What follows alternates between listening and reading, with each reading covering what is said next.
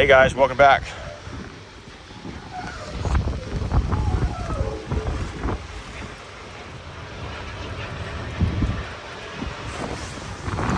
That's a pretty gnarly crack on this 4250. It's raining, it's pretty windy right now. I just came out here to get the angle and some measurements and some templates. We're gonna go back to the shop and make some pieces for that, and then be back out here in the morning, hopefully it's not raining, and get that all fixed up. All right, so we're back at the shop. We're gonna cut these gussets out on plasma table, 3/4 inch. Jacob's got the files drawn. They're gonna magically appear somewhere over here. But we're gonna drill some holes because we're not using the right consumables and blah, blah, blah. So we're gonna drill some holes where the pierces are gonna be so we don't mess up our consumables. And we're gonna use anchor loop. They sent me a little care package. So we're gonna open this up and see what they sent me.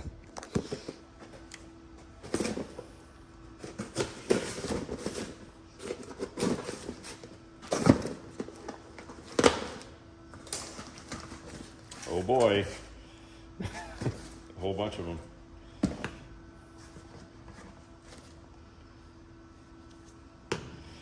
All right.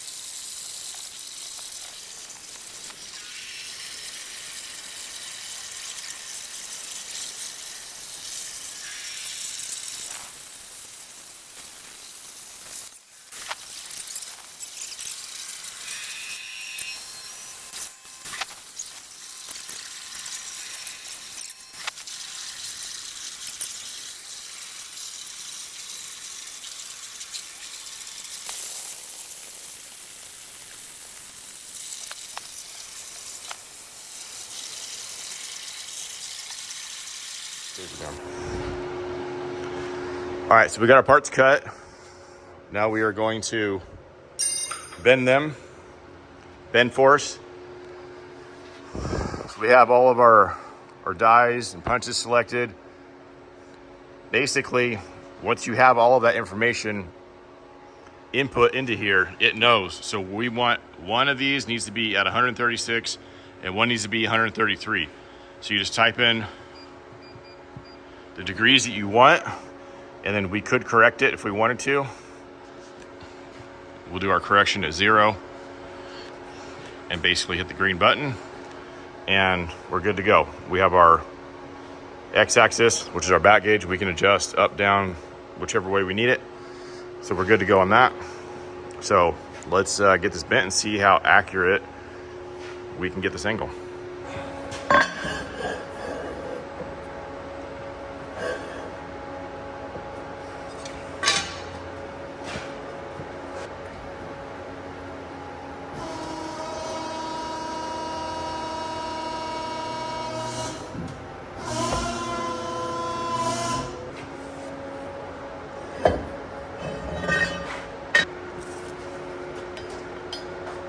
We're at 138. So we need that 2% correction.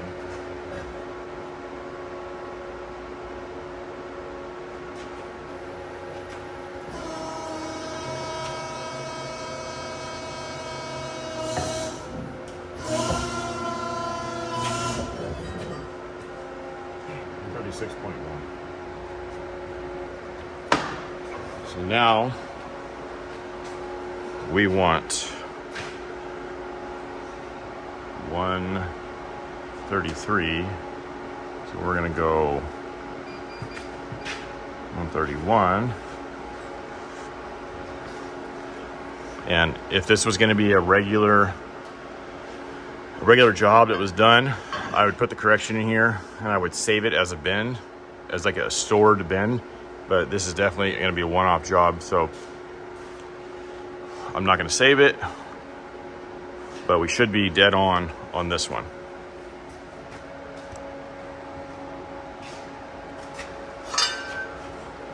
And if you wanna know why I'm using the square, it's because the bat gauge is just barely touching on this tip, and there would be no accurate way to square this up in relation to the dies. So you put a square on the die, and then you square it to that, and then you let it touch the bat gauge, and then it's square.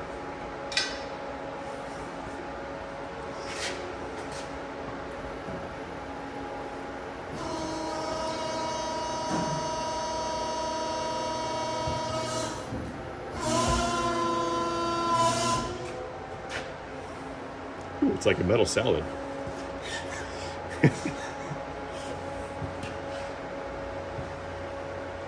Do you like mill scale on your pizza?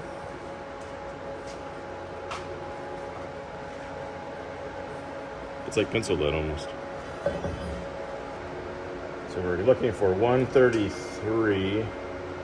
Well, we got 132.9. I guess that'll work. No, I think we're gonna have to recut it. Recut it and rebend it? Yep. No, I think we're... That's pretty good. That just goes to show this Fat Max brake is a complete game changer to any type of metal fabrication shop. Even someone like me that doesn't do a ton of like production runs, just being able to do this like really speeds things up. If I didn't have the brake, this would be a weld seam and we would be welding all of this up, but the crack we're repairing also falls in this area. So it's another potential failure point. So having it like this, it's just so much better all around. And the simplicity of how to use all this for someone computer illiterate like me, it's amazing how simple it is. All right, let's get these loaded up and go repair that crusher. All right, we're back on site. A little bit later in the day than I wanted, but it is what it is. So we're trying to get more access to this area. You can see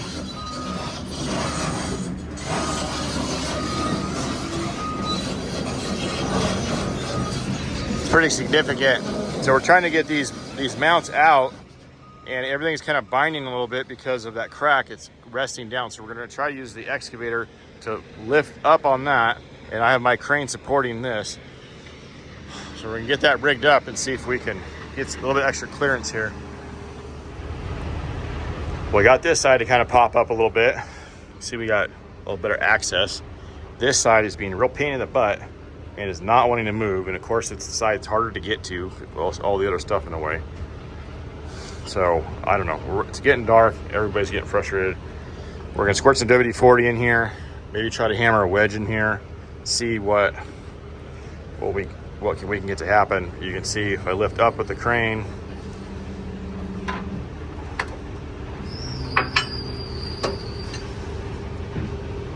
doesn't move very much. All right, we got our lovely Milwaukee light. So we got this separated now. I guess there was a little bit of weld holding it on there. This has obviously been repaired multiple times. And I think it's kind of like binding up, like right here. It's kind of binding a little bit. It's basically preventing us from closing the gap. So what we're gonna do now is take the plasma cutter, and just kind of basically cut out kind of a V shape around all these cracks. This outside piece will probably remove that whole thing because it's like all just a bunch of weld. Same thing this side. We're just gonna kind of V everything out and basically get it to where that gap, there's nothing inside that gap. So hopefully we can pick up on it with the excavator and the gap will close, and we'll be able to put a weld right here on the top and hold it there while we do the rest of the repairs.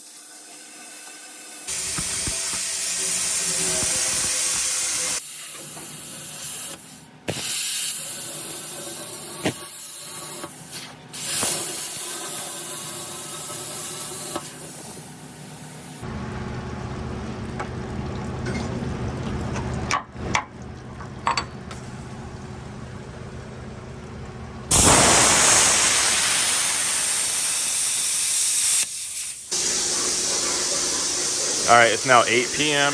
We're back at the shop, cutting out those inside gussets.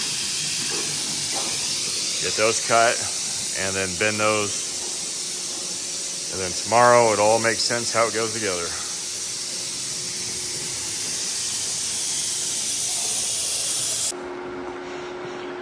All right, so we got these two pieces cut out and cleaned up. So now we just have to bend them at the same angle that we bent those other ones.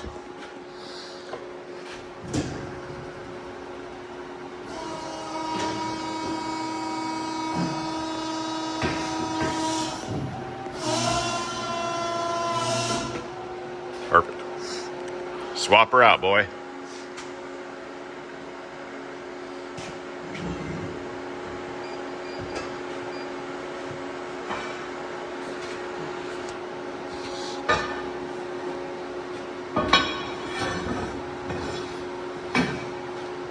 I wouldn't have put it in backwards considering I could do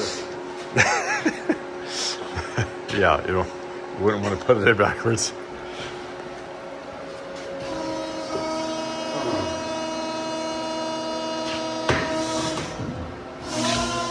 Yeah, that nice. Like put it in backwards and hit the button and it's bent across the middle of the hole. Yeah, no, I think I would have caught that. It's crazy, like the amount of force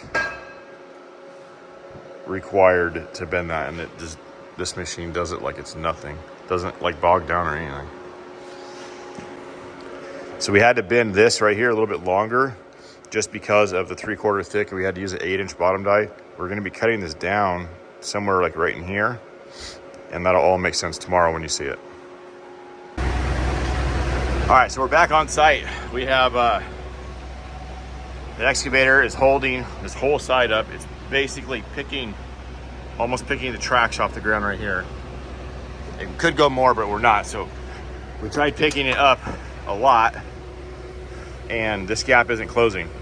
So there's still just too much going on below it in order to close it. And this side, I think it's just kind of like bent a little bit, or the metal is stretched. And you can see some other stuff like kind of fractures happening here.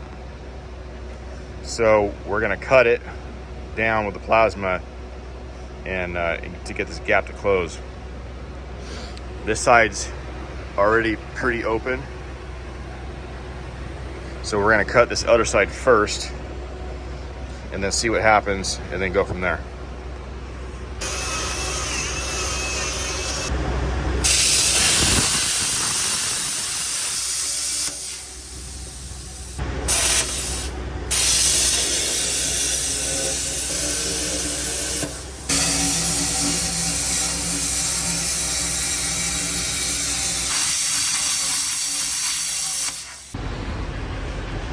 All right, so after several hours of messing with this, we finally have got it. The gap is closed. Try to do this with one hand, but we have a straight edge on the bottom of the frame, kind of running, right? You can kind of see it right there. So now I'm gonna weld the top out on that. That'll hold it, and then we have to try to straighten this side out. It's just a little bit tweaked, but we'll get to that in a minute. Now we need to get this welded. All right, so here's the inside gussets. This is what we need to cut off. But like I said, we had to put that on there so that we could complete the bend. So it's gonna wrap around and then tie into this plate. I feel like if it ended right here, then it would just crack right next to it. So we'll give it its best chance at doing that. So now we're gonna cut that off. I lied, 97.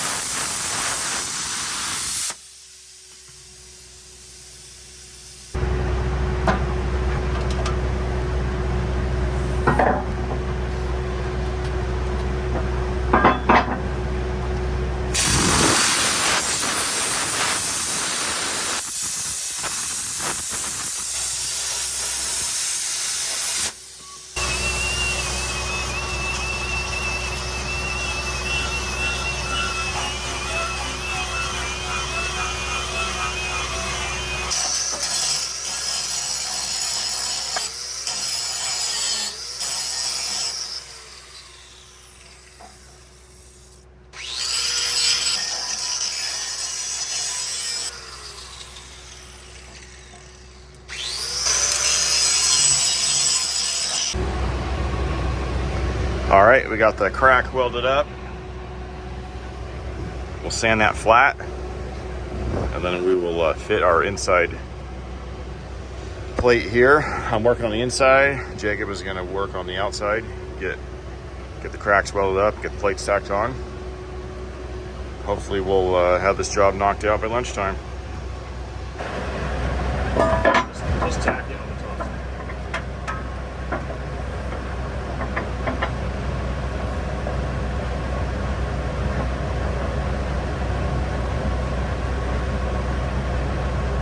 Right there.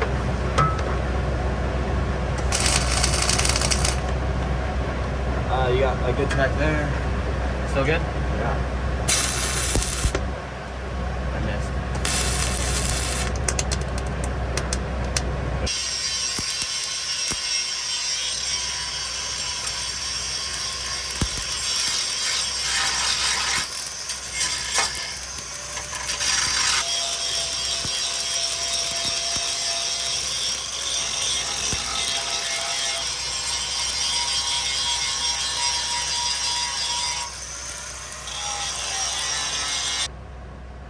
Not happy that we're putting it back together. Yeah. We wanted to put out the basket.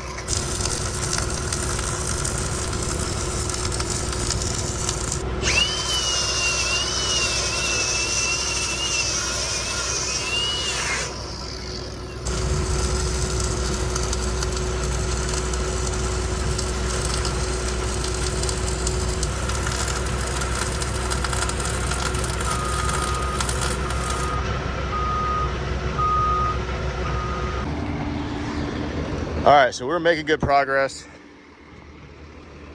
And in our, I guess you could call it massaging the frame back into place, the angle here changed. So the bent piece that we prefabricated, the angle was off a little bit. It was bent just a little bit too tight. So Jacob attempted to use the excavator to straighten it out. And well, it's now it's not usable. So we're gonna go back to the shop, cut a new one, bend it, and then come back out. You can see it's not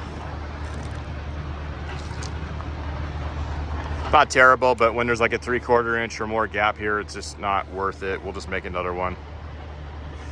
All right, so back to the shop. All right, so we're back out here at night again. At least we have a nice moon. Looks kind of cool with the crane. So Jacob's putting that conveyor belt back in there with those mounts. Now we have a correctly shaped plate. So I'm gonna work on getting that in and all welded out while he puts that conveyor belt back together. And there's a couple other little tiny things, but all right, let's get this thing finished.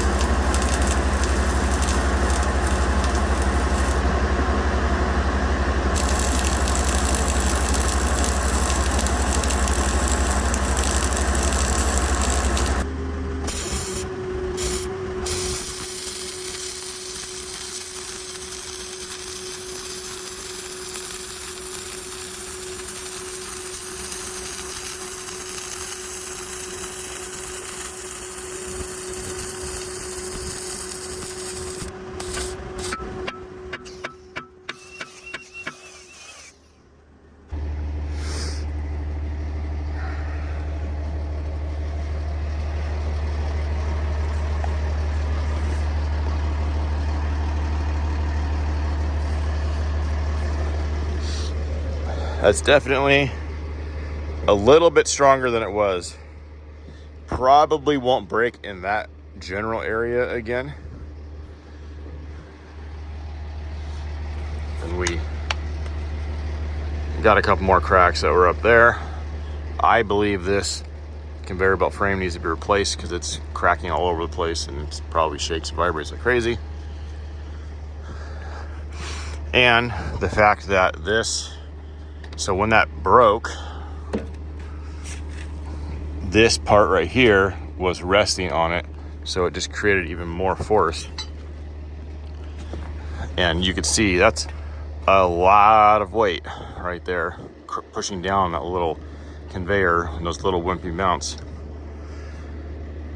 so causing it to fail. So now it's got lots of room. Everything should be happy for a while. And hopefully they get a guy out here to fix those hydraulic leaks, because that's quite a bit.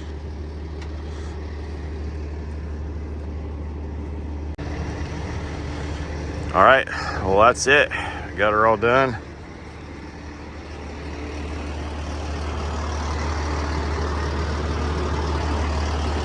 Got the conveyor belt on there. Everything is back to how it should be. The wire I was running is this Lincoln 71. It's a newer wire. I've never ran it, but my welding sales rep told me to give it a try, and it works pretty good. Ran really smooth. I like it. So if you want a smooth running wire, it says a little bit cheaper, so check that out.